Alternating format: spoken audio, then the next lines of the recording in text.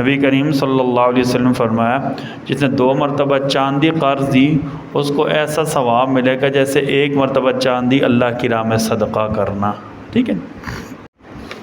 آج ہم نے بیان کرنا ہے قرض کے آداب، یعنی قرض دینا، قرض لینا. ایک اصولی بات یاد رکھیں، قرض لینا اچھی بات نہیں ہے.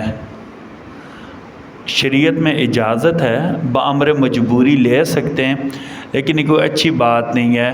آپ صلی اللہ علیہ وسلم نے فرمایا اگر تم اپنی زندگی آسان کرنا چاہتے ہو تو قرض لینا چھوڑ دو یا قرض لینا کم کر دو. ٹھیک ہے جی. اچھا، نمبر 1 قرض دینے والے کے آداب. جو بندہ قرض دے گا اس کے لیے کیا آداب ہے جی؟ اچھی نیت سے قرض دینا.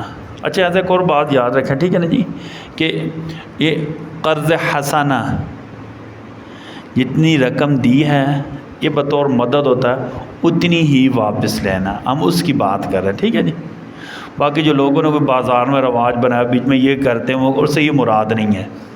کوئی بندہ ہی نہ کہے کہ اچھا مول صاحب نے کہا تھا نا ہم توڑ تاڑ کر اپنی مرضی کا کر لیتے ہیں، ایسے کوئی مراد نہیں ہے. ٹھیک ہے جی. نمبر 1 اچھی نیت سے قرض دینا. ٹھیک ہے جی. نبی کریم صلی اللہ علیہ وسلم فرمایا جس نے 2 مرتبہ چاندی قرض دی اس کو ایسا ثواب ملے گا جیسے 1 مرتبہ چاندی اللہ کی راہ میں صدقہ کرنا. ٹھیک ہے. اچھا، قرض کا اچھے انداز سے مطالبہ کرنا. کسی نے کسی کو قرض دیا، وقت پورا ہو رہا ہے، ٹھیک ہے نا، اب وہ اچھے انداز سے کیا کریں؟ مطالبہ کریں. نبی صلی اللہ علیہ وسلم فرمایا اللہ اس بندے پر رحم فرمائیں گے جو خرید و فروخت اور وصولیابی میں نرمی سے کام لے. ٹھیک ہے. ادائیگی کی طاقت نہ رکھنے والوں کو مہلت دینا.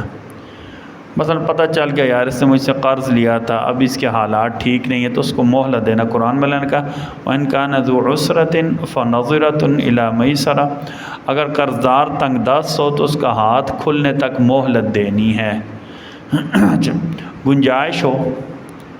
گنجائش ہو تو اگر معاف کر سکتے ہوں، آپ کو اوپر کوئی مالی لحاظ سے بوجھ نہ آتا ہو تو تنگ دست قرضدار کو معاف کر دینا. تنگ دست قرضدار کو معاف کر دینا. ٹھیک ہے نا. اللہ نے قرآن میں کہا وَأَن تَصَدَّقُوا خَيْرٌ لَكُمْ إِن كُنتُمْ تَعْلَمُونَ. ٹھیک ہے نا جی. اور صدقہ ہی کر دو تو تمہارے حق میں یہ تم سے زیادہ یہ بہتر ہے بشرطے کہ تمہیں سمجھو. مطلب کہ اسے معاف کر دو اگر اللہ نے توفیق دی. آپ کا حق ہے لیکن آپ اگر اپنا حق چھوڑ دیں، یار اس کے حالات ہیں میں کیسے واپس لوں گا اسے. ٹھیک ہے نا. قرض لینے والے کو ادائیگی کے وقت یہ دعا دینا اوفیتنی اوف اللہ لک، اوفیتنی اوف اللہ لک. ٹھیک ہے جی. اچھا، یہ بات ایک اصولی بات یاد رکھیں نا، ہمارے ہاں کچھ چیزیں جو بطور فیشن بن گئی ہیں، قرضہ لینا فیشن بن گیا ہے. پہلی بات، جب تک کوئی بہت زیادہ ضرورت نہ ہو قرض نہیں لینا ہے. کیوں بھلا؟ قرض لینے کا مطلب کیا ہوا کہ آپ نے جو اصل کمائی ہے وہ کیا کر دی ہے؟ کم کر دی ہے. مثال کے طور پر میں نے ایک اینک قرض لے لی ہے، ٹھیک ہے نہیں. اب میں اگر 10 روپے کماتا ہوں، اس اینک کی 2 روپے قیمت بنتی ہے، ٹھیک ہے نا. اس کا مطلب کیا ہے کہ میری اپنی کمائی میں سے جو میری ضرورت ہے میں نے 2 روپے کیا کر دیے ہیں؟ کم کر دیے ہیں. 10 کے بجائے کتنے ہو گئے؟ 8 ہو گئے. ابھی مثال لے لیں، ہمارے ہاں ان دنوں رواج بنا ہوا ہے، ہم بارہا یہ بات کہہ چکے ہیں، ٹھیک ہے نا. یار گاڑی میں نے بینک سے لے لینی ہے، میں نے گاڑی بینک سے، جو مورگیج ہوتا ہے، گھر کا قرض جو ہوتا ہے، ٹھیک ہے جی. یار ٹھیک ہے جاب کر رہا ہوں، ٹھیک ہے نا، میں قرضہ لے لیتا ہوں، فلاں چیز میں کیا کر دیتا ہوں؟ رہن رکھ دیتا ہوں، ٹھیک ہے نا جی. اب کیا ہوگا جی؟ میں کس سے دیتا رہوں گا؟ ہمارے ہاں بھی ایسے ہوتا ہے، باہر کے ملکوں میں بہت زیادہ ایسے ہوتا ہے. مورگیج جو ہوتا ہے نا، گھر کا قرض، گھر بنانے کا قرضہ. اچھا، کبھی کبھی ہوتا ہے کہ جو چیزیں رہن رکھی ہوتی ہیں وہ قبضہ ہو جاتی ہیں، ظاہر ہے قسط ٹائم پر نہیں دے سکتے، لوگ بے گھر ہو جاتے ہیں، سڑکوں پر آ جاتے ہیں، دوبارہ ان سے مڑنا مشکل ہوتا ہے. تو اسی طرح گاڑیاں ہم لے لیتے ہیں قرض پر. کئی لوگوں نے تو کیا استغفر اللہ گندہ ایک ذریعہ بنایا ہوا، قسطوں پر چیز لی، نقدوں پر بیچ دی، وقتی کام ٹرخا دیا، بعد میں دیکھا جائے گا ہم کس سے دیتے رہیں گے.